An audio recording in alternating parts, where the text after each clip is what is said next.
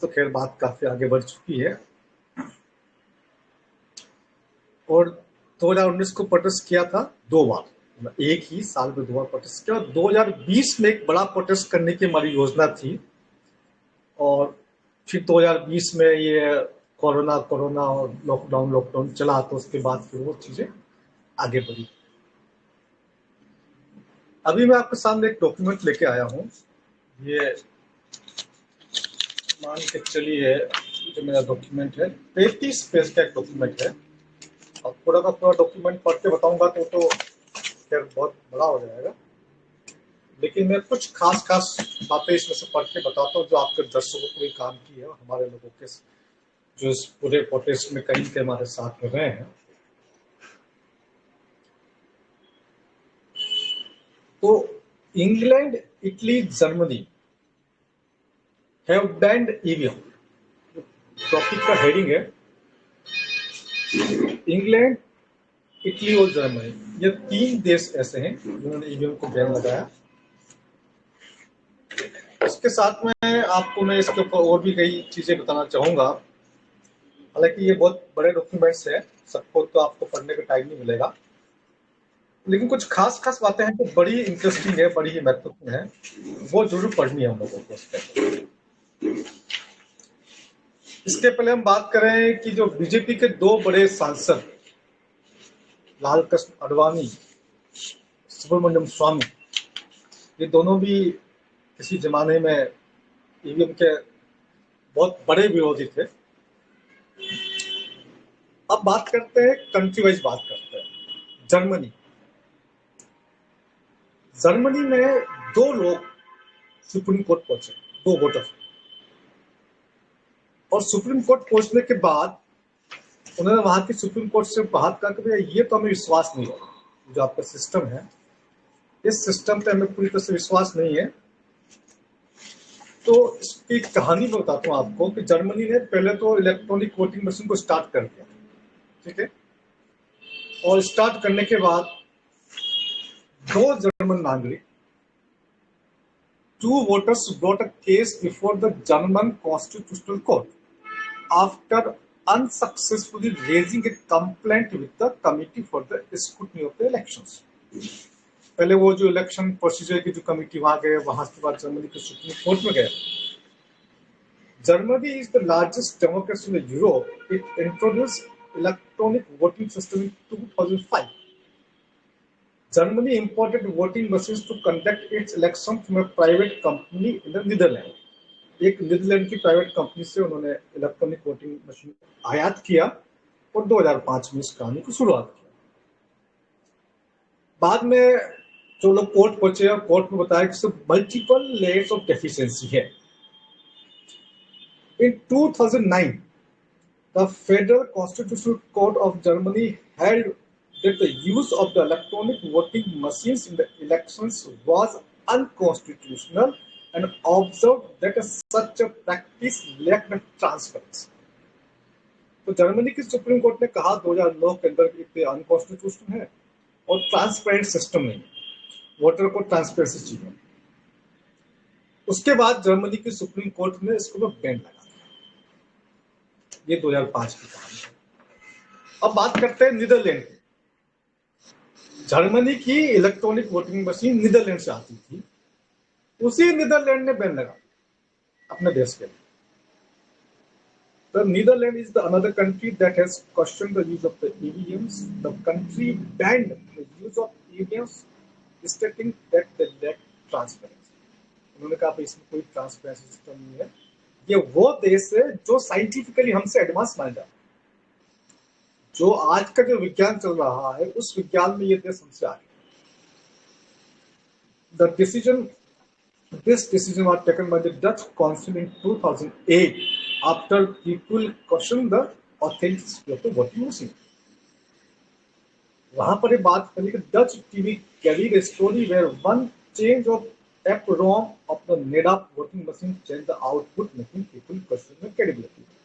वहां के एक मीडिया चैनल ने न्यूज चलाई किस प्रकार से जो नेडअप वोटिंग मशीन, जो कंपनी का नाम नेडअप, उसकी जो वोटिंग मशीन थी उसमें जो एपरोम लगते हैं, बड़े बड़े एपरोम लगते हैं वोटिंग मशीन के अंदर, जो उस एक प्रोग्राम को किसी ने एक्सचेंज करके उसको रिजल्ट को चेंज कर दिया, तो उसके बाद वहां पर बैन लग गया। बात करते हैं Ireland. Ireland spent millions of dollars on the installation of the EVM and used them during the political elections. हमने ये परचेज किया जैसा भी था, मिलियंस ऑफ डॉलर लगा है। However, after spending more than 51 million pounds for 3 years, Ireland went backward and scrapped the electronic voting system. 51 million pounds खर्च किए 3 साल तक, और उसको लगा कि ये तो जनता में विश्वास पैदा करने लायक नहीं है, इसमें मल्टीपल डेफिशिएंसीज हैं, ट्रांसपेरेंट नहीं है, उसको बंद कर दिया, इलेक्ट्रॉनिक वोटिंग मशीन को स्क्रैप कर दिया। भारत भी आप देख रहे हैं आजकल की पेट्रोल और डीजल की गाड़ी, जो 10-10 वर्ष पुरानी पेट्रोल की, 15 वर्ष पुरानी डीजल की गाड़ी, इनको स्क्रैप करने को लगेगा। अच्छी खासी गाड़ी, चाहे वो 10 किलोमीटर चलेगी, लाखों गाड़ियां स्क्रैपिंग पे जा रही है। स्क्रैप करना था वोटिंग मशीन का, ईवीएम का, स्क्रैप किसका कर रहे हो? गाड़ियों का। तो इस कंट्री ने अपनी इलेक्ट्रॉनिक वोटिंग मशीन को स्क्रैप किया। बात करते हैं नेक्स्ट इंग्लैंड। इंग्लैंड ने कई बार ट्राई किया, हालांकि इसने इस्तेमाल नहीं किया, लेकिन कई बार ट्राई करते थे, वोटिंग मशीन लाया, एक्सपेरिमेंट किया, ट्राई किया, लाया, और हम लगा रहे हैं जी, हम इलेक्ट्रॉनिक वोटिंग मशीन से स्टार्ट कर रहे हैं, ये कर रहे हैं, लेकिन अल्टीमेटली 2016 में UK Parliament revealed that it is no plan to introduce electronic voting machine for statutory elections. Ultimately 2016 में जब विरोध भी हो रहा था, तो वहां के पार्लियामेंट ने कहा कि भैया हम हमारे देश में किसी प्रकार की वोटिंग मशीन नहीं लागू करने जा रहे। बात करते हैं फ्रांस की। फ्रांस ने ईवीएम का इस्तेमाल किया 2007 के इलेक्शन में। The electronic voting machine was used in the national presidential election, primary election of 2007. लेकिन वहां विरोध हुआ, और विरोध होने के बाद में उसको बाद में इस्तेमाल नहीं हुआ। इटली में भी वही वोटिंग मशीन जो इस्तेमाल की गई थी। 3000 इलेक्टर्स और 4 पोलिंग स्टेशन बनाए गए थे प्रैक्टिकल करने के लिए, लेकिन वो प्रोजेक्ट, जो पायलट प्रोजेक्ट था, उसको कंप्लीट होने से पहले ही लोगों को पता चला कि इसमें बहुत बड़ी गड़बड़ी है। वो बैक हुए, वो बैक टू पेपर, वो दोबारा पेपर किया। ये कहानी है अलग अलग देशों की, जहां पर इलेक्ट्रॉनिक वोटिंग मशीन को स्टार्ट किया गया, फिर बंद किया गया। और कंट्री है वेनेजुला, मैसिडोनिया, यूक्रेन। इन 3 कंट्री ने भी अपने समय में ईवीएम का इस्तेमाल प्रारंभ किया था, बाद में बंद कर दिया। यूएस में भी जो आप सेंट्रल इलेक्शन होते हैं, वहां पर इलेक्ट्रॉनिक वोटिंग मशीन का इस्तेमाल नहीं होता है। ये तमाम तरह के हमारे पास में एविडेंसेस हैं। यूके, फ्रांस के बाद में अभी जो कंट्री का नाम लिया, उसके अलावा जापान और सिंगापुर। जापान तो टेक्नोलॉजिकली बहुत एडवांस कंट्री है। जापान और सिंगापुर ने भी ईवीएम का इस्तेमाल नहीं कर रहे हैं, वो आपस पेपर का इस्तेमाल कर रहे हैं। क्यों नहीं कर रहे हैं? Owing to their simplicity, जो पेपर वोटिंग है वो सिंपल, इजी है, इजी टू अंडरस्टैंड, वेरीफिबिलिटी, उसको आप वेरीफाई कर सकते हैं, है ना, मूल्य उसको आप सत्यापित कर सकते हैं, एंड वोटर कॉन्फिडेंस, और जो वोट देने वाला व्यक्ति है उसका कॉन्फिडेंस को आप जीत सकते हैं। ये तो कहानी हुई दुनिया के कई देशों की, जहां पर जो हमसे टेक्निक के मामले में काफी आगे हैं, और उन लोगों ने ईवीएम को बैन कर दिया है अपने देश से। अब बात करते हैं कि हमारे देश में क्या नियम क्या है, कॉन्स्टिट्यूशन क्या कहता है। तो कॉन्स्टिट्यूशन में किसी भी प्रकार का जो वोटिंग सिस्टम है वो बैलेट पेपर से ही होने का नियम है। लेकिन 1984 में सुप्रीम कोर्ट ऑफ इंडिया ने किसी भी प्रकार का इलेक्ट्रॉनिक वोटिंग मशीन के इस्तेमाल पर रोक लगा दी। 1984 भारत के सुप्रीम कोर्ट ने। यानी कि उसके पहले बात चल रही थी, तो सुप्रीम कोर्ट में केस चला होगा, तो सुप्रीम कोर्ट ने कहा नहीं, voting should be by paper. तो किसी प्रकार का इलेक्ट्रॉनिक वोटिंग मशीन का बैन लगाया सुप्रीम कोर्ट ने 1984 में। लेकिन 1984 के बाद में जब बैन लगा, तो उसके बाद में पार्लियामेंट में एक कानून पास हुआ 89 में, उसके 4 साल बाद एक कानून पास हुआ। और कानून में जो पास करने वाले जो संसद थे, उन्होंने कहा कि भाई कुछ जगह ऐसी है, कुछ चुनिंदा जगह ऐसी है जहां पर बुथ कैप्चरिंग होती है बहुत ज्यादा, वह हम ईवीएम का इस्तेमाल करना चाहते हैं, चुनिंदा जगह, और सिर्फ चुनिंदा कॉन्स्टिट्यूएंसी के अंदर ही। उसका कारण ये होगा कि इस कॉन्स्टिट्यूएंसी में ये कारण है, उस वजह से हम इस्तेमाल करेंगे। ये ही एक कानून देश के अंदर बना 1989 के अंदर। ये जो हमारा है रिप्रेजेंटेशन ऑफ पीपल एक्ट 1951, इसमें संशोधन हुआ 89 के अंदर, और एक धारा ऐड की गई 61A। ये अमेंडमेंट क्या करता है कि election commission electronic voting machines may be adopted in such constituency or constituencies as the election commission may, having regard to the circumstances of each case specified। बात समझ पा रहे हैं? मैं आपके दर्शकों को दोबारा पढ़ के बताता हूं कि मतलब बताता हूं। वोटिंग मशीन्स में बी एडॉप्टेड, यानी कि वोटिंग मशीनों का इस्तेमाल किया जा सकता है, मेरी इन सच कॉन्स्टिट्यूएंसी और कॉन्स्टिट्यूएंसीज, एक या एक से अधिक उन लोकसभा या विधानसभा क्षेत्रों में, एज द इलेक्शन कमीशन में having regard to the circumstances of each case specified. प्रत्येक कॉन्स्टिट्यूएंसी में वो ये बताएगा कि इस कॉन्स्टिट्यूएंसी में इस वजह से हमें इलेक्ट्रॉनिक वोटिंग मशीन का इस्तेमाल करना है, कि भाई यहां पर बहुत ज्यादा बूथ कैप्चरिंग हो रही है, या कोई ऐसा बिहार का इलाका है, जो भी है, हर केस को having regard to the circumstances of each case specified. हर केस के क्या सर्कमस्टांसेस है, इस कॉन्स्टिट्यूंसी में क्या सर्कमस्टांसेस है। दिल्ली में 7 लोकसभा क्षेत्र है और 70 विधानसभा क्षेत्र है। तो 7 लोकसभा जब चुनाव की बात होगी, तो एक एक लोकसभा के बारे में बताएगा कि इस लोकसभा में इस वजह से हमें ईवीएम का इस्तेमाल करना है। या जब विधानसभा का चुनाव होगा तो बताएगा कि 70 में से इस जगह इस कारण से हमें वोटिंग मशीन का इस्तेमाल करना है। इसका एक भरपूर दुरुपयोग हुआ। इलेक्शन कमीशन ऑफ इंडिया ने एक असंवैधानिक कार्य किया, अनकॉन्स्टिट्यूशनल कार्य किया, इलीगल कार्य किया। और पिछले कई वर्षों से आप देख रहे हैं कि सारे चुनाव जो है वो ईवीएम से हो रहे हैं। हमारे देश में 543 लोकसभा है, और इलेक्शन कमीशन मानता है कि भाई इसमें से 5, 7, 10, 15, 20, 50 लोकसभा ऐसी है जहां पर उस लोकसभा के विशेष कारणों से, जो कि बताएगा, वहां पर ईवीएम से चुनाव कराया जा सकता है। तो इलेक्शन कमीशन को परमिशन है उस कारण को बताने के बाद। लेकिन इलेक्शन कमीशन बगैर कोई कारण बताए पूरे देश में सारी कॉन्स्टिट्यूंसी में और पूरे विधानसभा के सारी कॉन्स्टिट्यूंसी में अगर वो ईवीएम से चुनाव करवा रहा है, तो वो इलीगल एंड अनकॉन्स्टिट्यूशनल काम कर रहा है। तो 2019 का चुनाव लोकसभा का और उसके जितने भी विधानसभा चुनाव है, 2014 का चुनाव और उसके पहले के जितने भी चुनाव हुए हैं, ये सब के सब नल एंड वॉइड घोषित होने चाहिए, क्योंकि ये अल्ट्रा वायर कॉन्स्टिट्यूशन को अल्ट्रा वायर लोगों ने किया। ये तो कॉन्स्टिट्यूशन के अगेंस्ट हो गया जो भी उसके अंदर है ना। और रीजन तो आपने सरपास कर दिया, रीजन तो ऐसा कोई है नहीं। और चलो 1-2 जगह रीजन हो सकता है, बट पूरे देश में आपने वो लागू कर दिया और रीजन आज तक हमें कुछ पता नहीं है।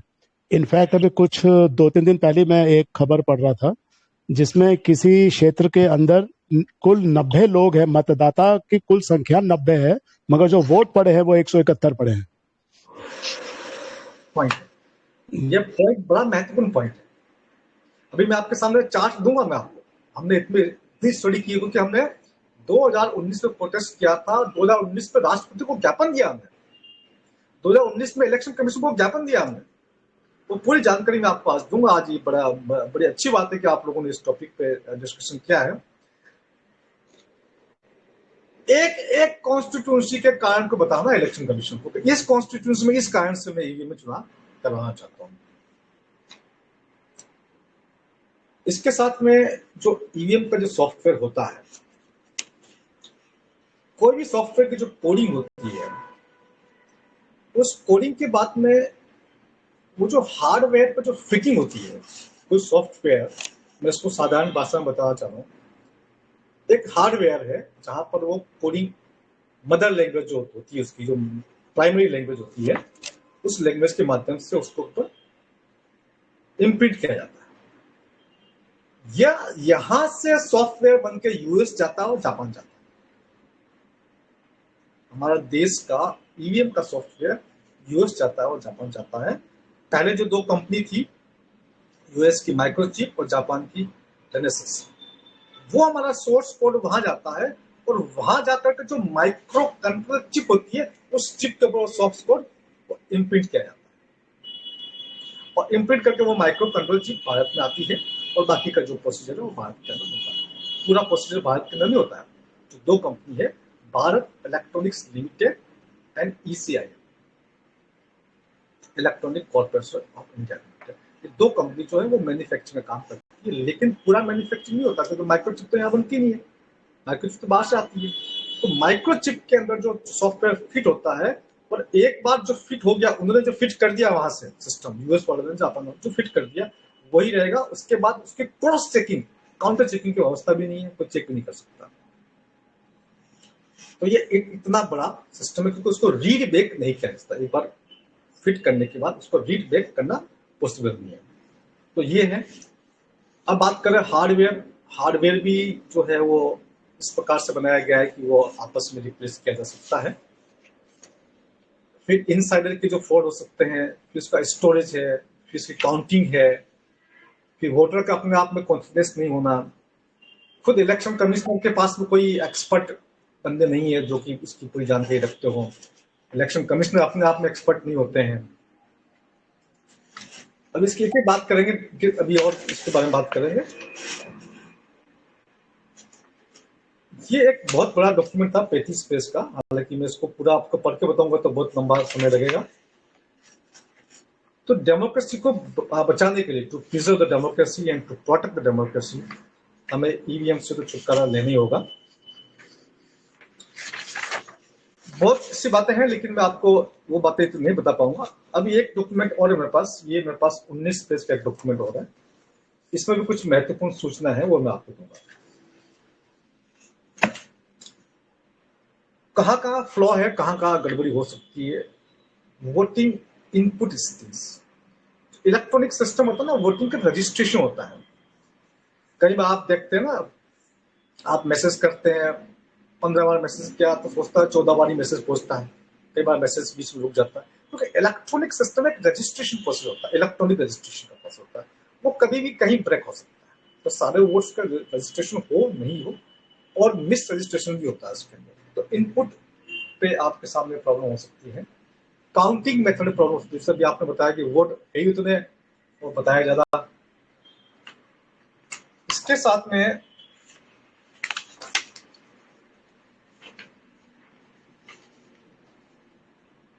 जो रिजल्ट का डिस्प्ले होता है, वहां समस्या होती है। काउंटिंग में मैनिपुलेशन हो सकता है, रिकाउंटिंग वेरिफिकेशन चाहिए। सॉफ्टवेयर की जो ऑनरशिप है वो बेसिकली हमारे पास इतनी नहीं है, क्योंकि सॉफ्टवेयर की जो रूट लैंग्वेज है वो भी हमारी अपनी नहीं है। मशीन वेरिफिकेशन प्रोसेस नहीं होता है, पब्लिक स्क्रूटनी होती है, इंटरनेशनल प्रेशर हमारे ऊपर इतना है, उसकी वजह से फर्क पड़ता है।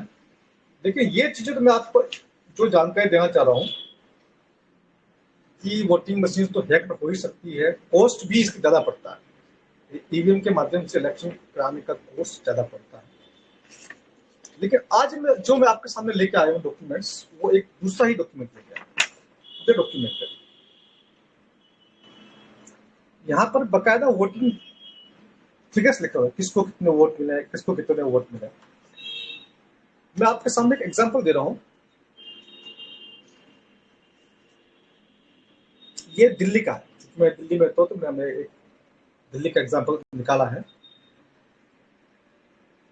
बीजेपी को वोट पड़े, तो टोटल जो है, हाँ ये तो फिर जीता हुआ, जो ईवीएम वोट है, ईवीएम के वोट है आपका 3,50,158,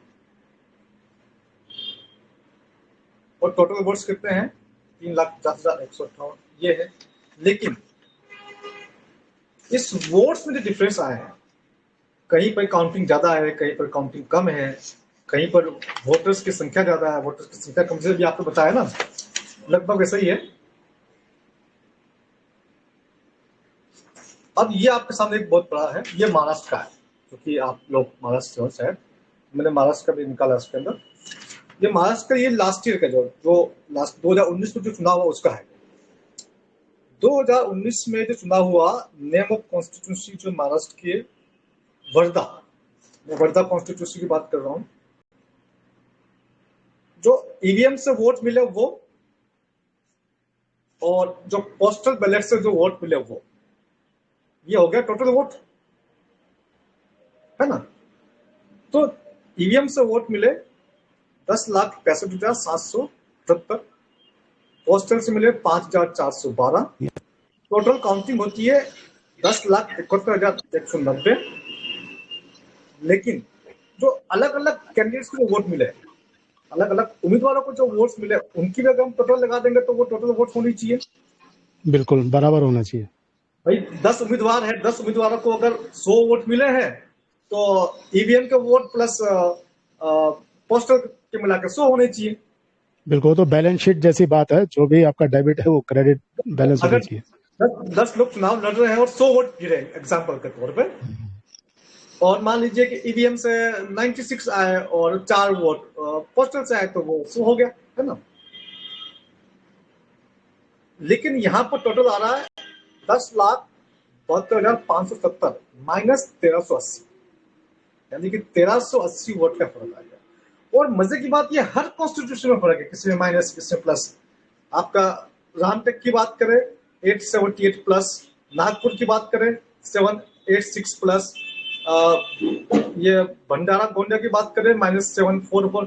हर कॉन्स्टिट्यूंसी, हमने महाराष्ट्र का निकाला, महाराष्ट्र की 48 कॉन्स्टिट्यूंसी में ऐसी कोई कॉन्स्टिट्यूंसी नहीं है जहां पर 2019 की जो हमने निकाला है लोकसभा का, जहां पर सब कैंडिडेट्स के वोट निकाल दीजिए वो, और इलेक्शन कमीशन के जो ईवीएम के वोट प्लस जो पोस्टल वोट मिला करके वो डिफरेंस आपका आ रहा है, जो कि एक भी वोट का डिफरेंस आपको नहीं आना चाहिए।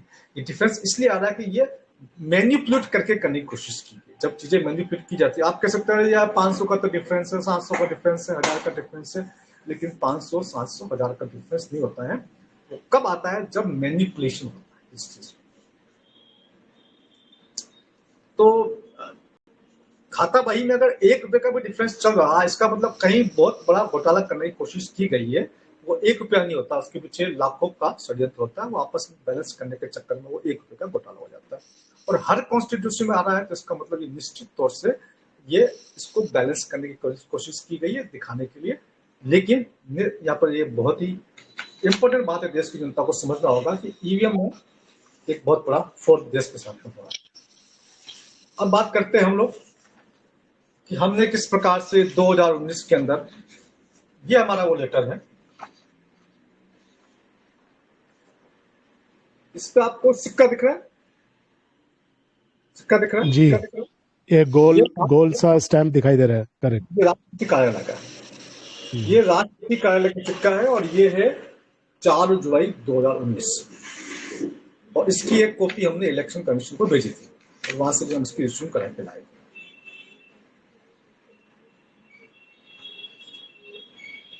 ये एक सिक्का यहाँ पर दिख रहा होगा आपको नीचे की तरफ, दिख रहा है? जी ये दिख रहा है। 1 जून 2019 का, 1 जून को हमने दिल्ली के जंतर मंतर पर प्रोटेस्ट किया था, और वहाँ के जो एसएचओ को हमने एक लेटर लिखा था, और उस लेटर के माध्यम से हमने ये उनको ज्ञापन दिया था। उसके बाद में 4 जुलाई को, यानी कि 1 महीने बाद दोबारा प्रोटेस्ट किया था हम लोगों ने। राष्ट्रपति जी को हमने पत्र लिखा था, उस पत्र के अंदर हमने बकायदा स्पष्टीकरण दिया था क्यों हमारे देश से ईवीएम को बंद करना है। की ऐसी क्या वजह है जिसकी वजह से ईवीएम को बंद करना है, ये मैं बता दूंगा आपको। देखिए, जो हमने राष्ट्रपति को ज्ञापन लिखा था उसके बारे में आज थोड़ा सा मैं ब्रीफ करता हूँ। हमने एक संगठन बनाया था, इंडिया अगेंस्ट ईवीएम। ये आपको दिख रहा होगा, इंडिया अगेंस्ट ईवीएम। जी ये ईवीएम का लेटर हेड है और इसके ऊपर राष्ट्रपति की सील। हमने कहा कि भी ये जो हमारा देश है, देश की जनता ईवीएम को पसंद नहीं करती है, तो हमने राष्ट्रपति जी को कारण बताया कि किन किन कारण ऐसे हैं जिनकी वजह से आपको ईवीएम को हटाना। तो point number 1, Germany, Italy, France, Ireland, Netherlands, England, Japan, Israel, America, Ukraine, Singapore इत्यादि सभी विकसित देश ईवीएम के बजाय बैलेट पेपर से मतदान करते हैं, क्योंकि वो इस खतरे को अच्छी तरह से समझते हैं कि ईवीएम वोटिंग में गड़बड़ी की सैकड़ों संभावना है।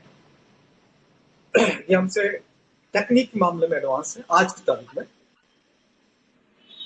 तो उसकी वजह से हम कह सकते हैं कि भाई ये जो देश इतने एडवांस है और ये अगर नहीं चाहते हैं अपने देश के अंदर डेमोक्रेसी को बचाना चाहते हैं, तो हमारे देश के अंदर भी डेमोक्रेसी को बचाना चाहिए। पॉइंट नंबर 2, आरटीआई कार्यकर्ता मनोरंजन राय ने चुनाव आयोग से जानकारी चाही कि 2014 तक पिछले 15 वर्षों में कितनी ईवीएम मशीन चुनाव आयोग को प्राप्त हुई। तो चुनाव आयोग ने ये जवाब, एक आरटीआई कार्यकर्ता है मनोरंजन राय, इसने पूछा कि 2014 तक कितनी ईवीएम प्राप्त हुई, आपको बता दीजिए। इलेक्शन कमीशन को पूछा। और ईवीएम जो 2 जगह से मिलती है, BEL Bharat electronics limited, ECIL electronic corporation of India. BEL जो है वो तो बेंगलोर में है और ईसीआईएल हैदराबाद। तो बीईएल से बताया 10,05,662, हैदराबाद से बताया 10,14,644, कुल मिलाकर के 20,20,306 मशीन इलेक्शन कमीशन को 2014 तक प्राप्त हुई। ठीक है, अब यहां से कहानी शुरू हो।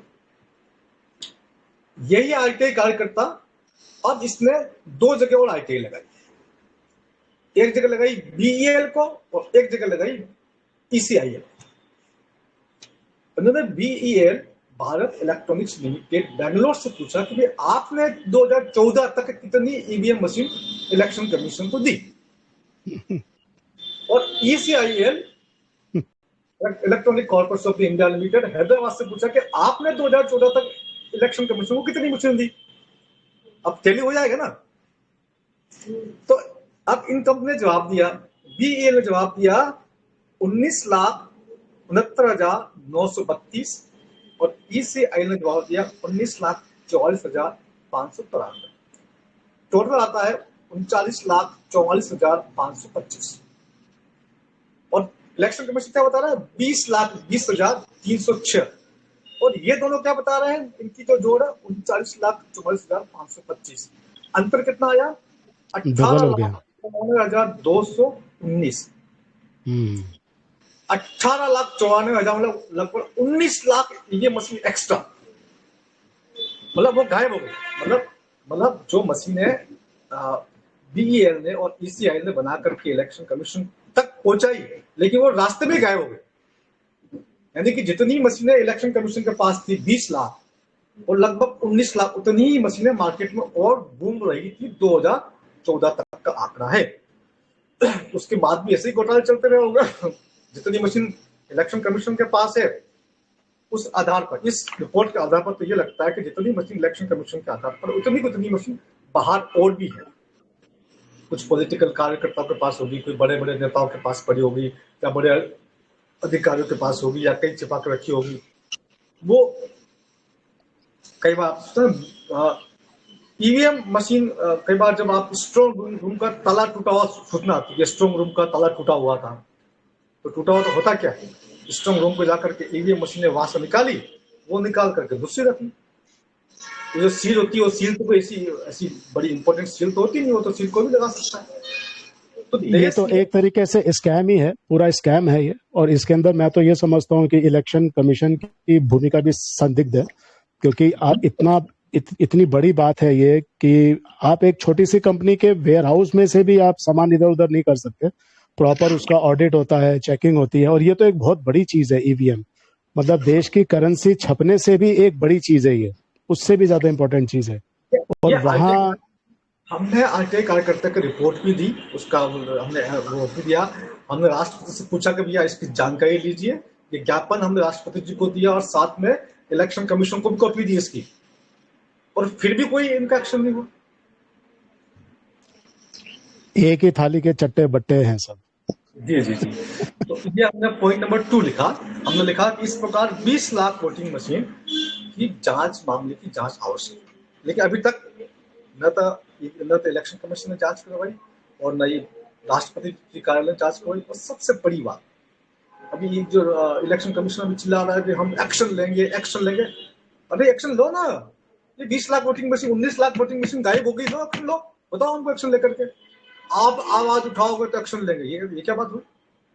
हम तो बोल रहे हैं भैया 19 लाख वोटिंग मशीन गायब हुई है, ये आपके आरटीआई कार्यकर्ता की रिपोर्ट है आपके सामने। बताइए आप, उनका कोई जवाब दीजिए। आवाज उठाने वाले के खिलाफ कार्रवाई करने की बजाय जो आवाज उठा रहा है उसको तथ्य प्रस्तुत किए जाए, क्योंकि वो तो आपके सामने तथ्य प्रस्तुत कर रहा है ना। अब बात करते हैं पॉइंट नंबर 3, मतदान का दिन एवं मतों को गिनती के मध्य लगभग 2.5 महीने का समय। जो लोकसभा का जो चुनाव था 2014 का और 19 का, 19 के लोकसभा चुनाव में लगभग 2.5 महीने का समय लग गया। पहला फर्स्ट फेज ऑफ वोटिंग से लेकर के इलेक्शन वोटिंग काउंटिंग तक, क्योंकि वो 7 चरणों में इलेक्शन होता है, 2-2.5 महीने इलेक्शन चलता रहता है, 2 महीने और लास्ट इलेक्शन होते होते वो लास्ट इलेक्शन होने के भी बाद में वो काउंटिंग शुरू होती है। अब 2.5 महीनों तक, मान लीजिए आप किसी एक लोकसभा कॉन्स्टिट्यूंसी से उम्मीदवार हैं, तो क्या अब आपके कार्यकर्ता और ये आप हमेशा रोज वहां जाकर के ड्यूटी देंगे 24 घंटे स्ट्रांग रूम के बाहर?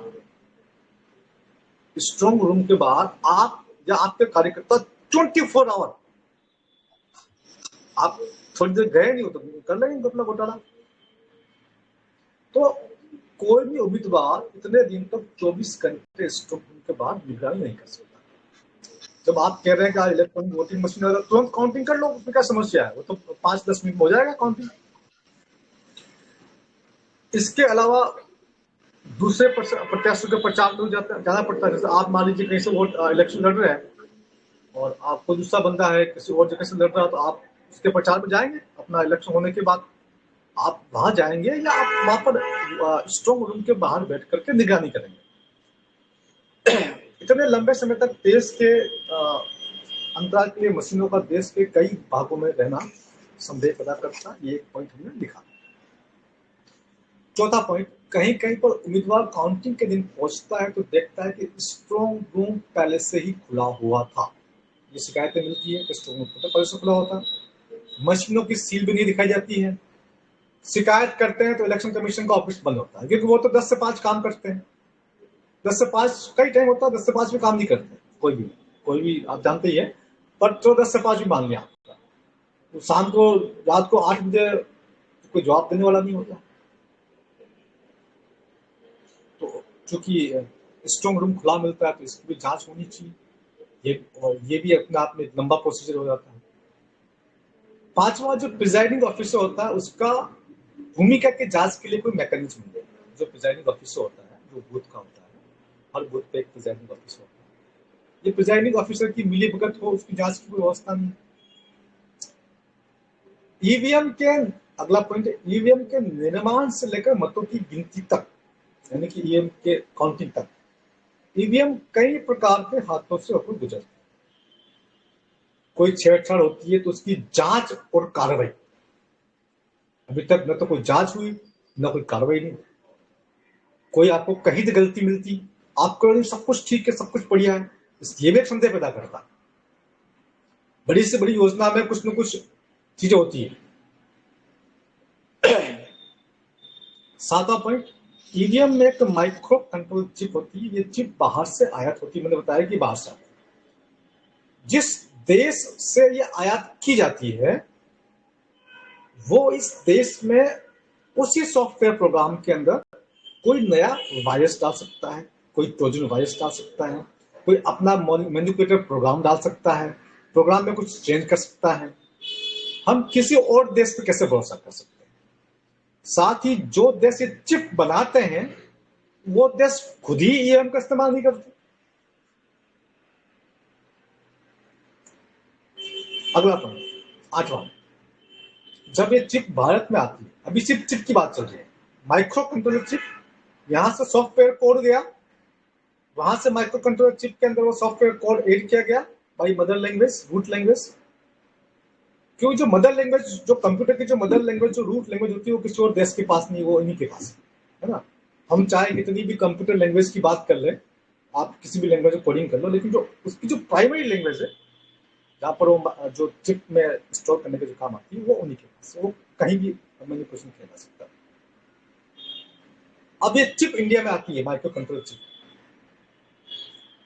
तो यहाँ पर वेंडर्स होते हैं, एजेंट्स होते हैं, मेंटेनेंस इंजीनियर्स होते हैं, चिप को पैक करने वाले होते हैं, कुरियर कंपनी के लोग होते हैं, इतने सारे लोग बीच में आते हैं जो चिप को रीलिंग करते हैं। उनमें से कोई चिप की चेंज कर दे या चिप के सॉफ्टवेयर प्रोग्रामिंग को चेंज कर दे, वो कंट्री भी चेंज कर सकता है। ये हमने राष्ट्रपति जी के संज्ञान में लाने की कोशिश की। अगला पॉइंट, अब ये जो चिप है, अब आया, अभी तक तो बाहर था, अब ये इलेक्शन कमीशन के पास आ गया। जब ये चिप ईवीएम BEL या ECIL पे पहुंचती है, अब ये चिप कहाँ जा रही है?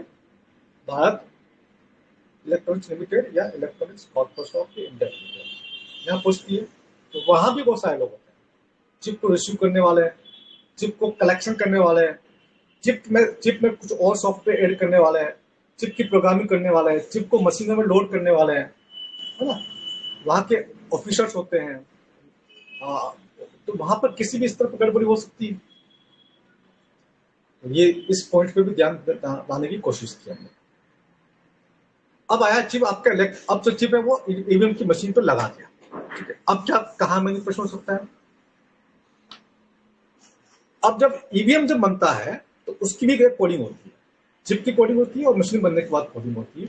तो ईवीएम के बनाने के दौरान ईवीएम कई लोगों के संपर्क में आती है, software engineer, source code generator, source code coder, decoder, chip को मदरबोर्ड पर लगाने वाले, मदरबोर्ड को ईवीएम में फिट करने वाले, ऑफिसर से पैकिंग करने वाले, स्टोर करने वाले, हैंड ओवर करने वाले। यहाँ पर भी किसी भी प्रकार का मैनिपुलेशन संभव है। यहाँ पर मैनिपुलेशन एक जगह नहीं, कई जगह हो सकता है। अब आते हैं नेक्स्ट। अब आपका ईवीएम मशीन तैयार हो गई, अब तैयार होने के बाद ये इलेक्शन कमीशन तक आ जाए। तो ड्यूरिंग दिस प्रोसीजर पूरी की पूरी मशीन चेंज हो सकती है, या उसका सॉफ्टवेयर में चेंज हो सकता है, या हार्डवेयर पार्ट चेंज हो सकता है, ठीक है। क्योंकि ये बाई हैंड डिलीवरी आती है, तो यहाँ पर बाई कुरियर आती है, तो यहाँ भी कई लोगों का हैंडलिंग होता है। यहाँ भी इसके पूरे की पूरी संभावना है कि मशीन को बदल दिया जाए, चिप को बदल दिया जाए, सॉफ्टवेयर को बदल दिया जाए। अगला पॉइंट है, इलेक्शन कमीशन इन मशीनों को वोटिंग बूथ तक पहुंचाता है। तो वहां जब ये वोटिंग बूथ तक जाता है तो कई अधिकारी और कर्मचारी के हाथ में तो गुजरता है। वो अधिकारी और कर्मचारी सरकार के पक्ष में है, सरकार के खिलाफ, अगर सरकार से नाराज है तो खिलाफ, और सरकार से अच्छा उनका तालमेल है तो पक्ष में, उसकी हेराफेरी कर सकते हैं। बाद में पहुंचता है प्रिजाइडिंग ऑफिसर के पास में, जो कॉन्स्टिट्यूशन का होता है। वहां भी प्रिजाइडिंग ऑफिसर एक आदमी से एक से अधिक वोट दिलवा सकता है। ये सब कुछ सिस्टम जो वो भरोसे के आधार पर काम कर रहा है। भरोसा कहीं टूटता है तो उसकी जांच और कार्रवाई की बात कहीं नहीं। जो सॉफ्टवेयर जो होता है, हमारा देश का सॉफ्टवेयर जो बनता है, वो बनने के बाद जाता है अमेरिका या जापान। सॉफ्टवेयर जब उनके पास जाता है तो नेचुरल सी बात, वो सॉफ्टवेयर रीड कर लेते हैं। हमारे देश का सॉफ्टवेयर बाहर जा रहा है, वो रीड करके क्या मैनिपुलेशन कर सकते हैं, क्या चेंज करते हैं, वो तो बहुत एडवांस लोग हैं। अगला पॉइंट है, ईवीएम का हार्डवेयर भी सुरक्षित नहीं है। इसका जो बैलेट यूनिट है वो और कंट्रोल यूनिट, वो नकली भी बन जाते हैं और नकली बना करके बदले जा सकते हैं। जो आयातित माइक्रो कंट्रोलर चिप है वो भी बाहर से ही एक नकली चिप बन करके किसी और रूट के माध्यम से कुछ और लोगों तक पहुंचा दी जाए, ताकि वो फिर ईवीएम मशीन में फिट कर दे। अभी आपके मुंह से एक बात निकली, ऑडिट। ऑडिट हमने पॉइंट डाला उसके अंदर, अभी तक कोई हार्डवेयर ऑडिट नहीं हुआ है। इलेक्शन कमीशन की जितनी भी ईवीएम मशीनें पिछले 25-30 साल से जो यूज कर रहा है, अभी तक इलेक्शन कमीशन ने अपनी ईवीएम मशीन का हार्डवेयर ऑडिट नहीं किया है। नंबर 2, अभी तक इलेक्शन कमीशन ने सॉफ्टवेयर का ऑडिट नहीं कराया। अब एक जो कंट्रोल यूनिट जो होती है उसमें होते हैं एप्रोन्स। वो एप्रोन्स बेसिकली स्टोरेज यूनिट की तरह काम करते हैं। उस एप्रोन्स के में भी बहुत सारे वायरस आ सकते हैं, जैसे बूट सेक्टर वायरस है, रेजिडेंट वायरस है, डायरेक्ट एक्शन वायरस है, पॉलीमार्फिक वायरस है, फाइल इन्फेक्टर वायरस है, मल्टीपल टीटी वायरस है, और भी कई तरह के ट्रोजन वायरस उसमें इम्प्लांट हो सकते हैं, इंजेक्ट हो सकते हैं। वोट सही से रजिस्टर हुआ है या नहीं हुआ है, और रजिस्टर हुआ है तो प्रॉपर स्टोर हुआ है नहीं हुआ है, ये जनता के मन में भारी संशय है। अगला संशय जनता के मन में काउंटिंग को लेकर के है।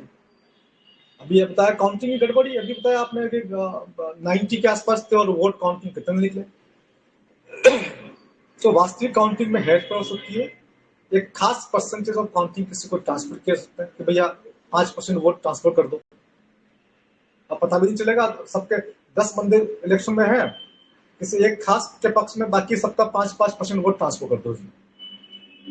5% वोट ट्रांसफर होगा, पता भी नहीं चलेगा, उसको 5% वोट प्लस हो जाएंगे। तो इस प्रकार की सेटिंग बहुत आसान है, ये प्रोग्रामिंग करना कोई बड़ा मुश्किल काम नहीं है।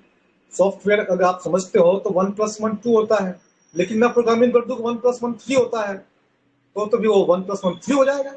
सॉफ्टवेयर में इस प्रकार की प्रोग्रामिंग कोई मुश्किल काम नहीं है। और मैं ये कह दूं कि 1+1 3 होता है, लेकिन शुरुआत में 10 बार 1+1 2 होना चाहिए और उसके बाद 3 होना चाहिए, तो वैसा भी हो जाएगा। उस प्रकार का सॉफ्टवेयर बनाया जा सकता है कि 10 बार तो 1+1 2 रहेगा, उसके अगली बार 1+1 3 हो जाएगा।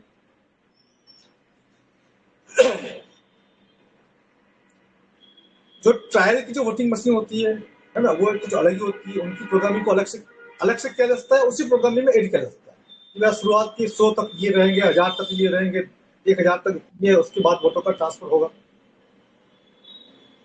तो हमने राष्ट्रपति जी से कहा कि महामहिम साहब, यहाँ पर एक इनसाइडर्स की श्रृंखला है, सॉफ्टवेयर में भी सैकड़ों हजारों लोग आते हैं बीच में, और इन इनसाइडर्स पर तो चुनाव आयोग का या हमारे देश की सरकार का या देश की जनता का कोई नियंत्रण नहीं है। सिर्फ विश्वास ही एकमात्र आधार है, और गंभीर चूक का मामला है, यहाँ पर जांच और कार्रवाई का कोई बिंदु भी नहीं। जब देश के मतदाता को यह जानने का अधिकार है कि उम्मीदवार के पास कितनी संपत्ति है, उम्मीदवार का बैकग्राउंड कैसा है, तो देश के मतदाता को यह जानने का अधिकार भी है जो वोट उसने दिया है वो उसी को गया है, रजिस्टर हुआ है, होने के बाद स्टोर हुआ है, उसके बाद काउंटिंग हुई है या नहीं हुई है। खुद इलेक्शन कमीशन पूरी की पूरी जो सिस्टम है, ये जो तकनीक है, इस तकनीक से अज्ञान है, अनजान है। वर्तमान के चुनाव आयुक्त या भूतपूर्व चुनाव आयुक्त कोई भी इस तकनीक का एक्सपर्ट नहीं है और न ही कोई विश्वास ज्ञान रखते हैं। 1984 में सर्वोच्च न्यायालय ने ईवीएम को बैन कर दिया था, जिससे बाद में एक संविधान संशोधन के माध्यम से RP act, representation of people's act 1951 में धारा ऐड की गई, 61A 1989 में ये ऐड की गई। ये जो धारा ऐड की गई, ये धारा वही है, the voting machines may be adopted in such constituency or constituencies as the election commission may having regard to the circumstances of each case specify।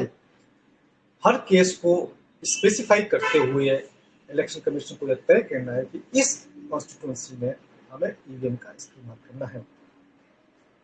तो ये हमने एक राष्ट्रपति जी को एक लेटर पत्र लिखा था और बकायदा जंतर मंतर पे हमने प्रोटेस्ट किया था, और इसकी आज की जो कॉपी है ये जो मैं दोबारा दिखाना चाहूँगा, और इसका जो मैटर मैंने आप लोगों को बताया, आप लोगों के माध्यम से बाकी लोगों ने जाना। इस तो आप समझ सकते हैं कि क्यों देश के लिए ईवीएम बड़ा खतरा है। जी। जी, ये बहुत अहम विषय है और बहुत मैं समझता हूँ कि कोरोना वगैरह से ज़्यादा ये गंभीर विषय है आज के दौर में। वो तो है ही, मगर ये भी एक बीमारी से कम तो नहीं है, ईवीएम। और ईवीएम के बाद अब डॉक्टर साहब एक नई चीज़ अब आई है निकल के, जिसको वन नेशन वन इलेक्शन बोला जा रहा है। एक समिति का गठन हुआ है हमारे पूर्व राष्ट्रपति रामनाथ कोविंद कोविंद जी की चेयरमैनशिप में, और जनता को 10 दिन का समय दिया है कि अपने विचार उस पर दें, अपनी उसके अंदर ओपिनियन अपना दें कि। और मुझे तो पर्सनली अगर मैं बोलूं, मुझे तो ये कंसेप्ट ही समझ में नहीं आया अभी तक कि इतना बड़ा देश, इतने राज्य है, और जिसके सिस्टम इतना कॉम्प्लेक्स है, सारी म्युनिसिपैलिटी, सारे विधानसभाओं लोकसभाओं में सब ये एक ही इलेक्शन का ये करेंगे, होगा कैसे?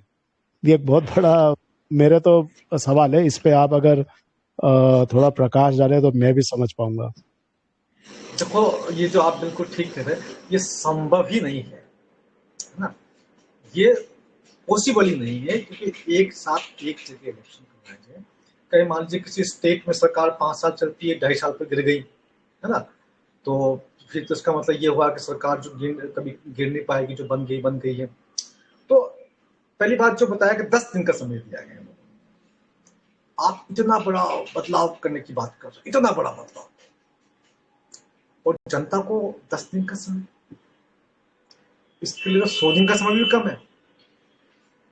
जनता के पास कम से कम 1 वर्ष का समय होना चाहिए, ताकि पूरे वर्ष में वो इस पर डिस्कशन कर सके, चर्चा कर सके, लोगों से बात कर सके, उसके बाद अपनी राय दे सके। नंबर 1। नंबर 2, आप एक काम कीजिए, जनता के बीच में जनमत करवा लीजिए।